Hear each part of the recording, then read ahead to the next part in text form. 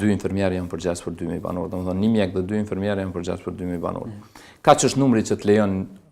Ministria e Financave dhe Ministria e Shëndetësisë për me pas në kryeqytet. E thash faktin më herët jo rastisht se në kryeqytet jetojnë edhe 100.000 banorë më shumë se sa që janë të regjistruar në kryeqytet dhe kjo e shkakton këtë problematikën që punëtorët tonë shëndetësor janë të mbingarkuar me punën që bëjnë për shkak të numrit madh banorëve që jetojnë në kryeqytet dhe shërbimet që i kërkojnë. Ne kemi kërku vazhdimisht që të ketë rritje, kemi dërgu statistika dhe numrin e shërbimeve mirë, po në vitin 2024 ose 2023, Ministria e Shëndetësisë ka shpërndarë 299 numra ekstra qyteteve tjera, mirë po Prishtina nuk ka përfituar nga këta numra. Presim tash në vitin 2026, në bazë të regjistrimit fundit të popullatës që i kemi 227.000,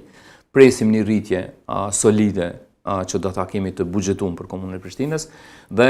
normalisht komuna e Prishtinës këtë numër të punëtorëve shëndetësor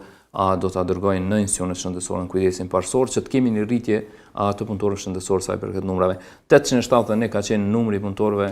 në përgjithësi në total në kujdesin parësor shëndetësor që nga pas lufta deri tani dhe nuk ka ndryshuar asnjëherë. S'ka ndryshuar asnjëherë. Jo, një pjesë e madhe e këtyre numrave mbulohet nga numrat e komunës së Prishtinës, ta kemi parasysh, dhe kjo që nga viti 2013 nëse nuk gaboj,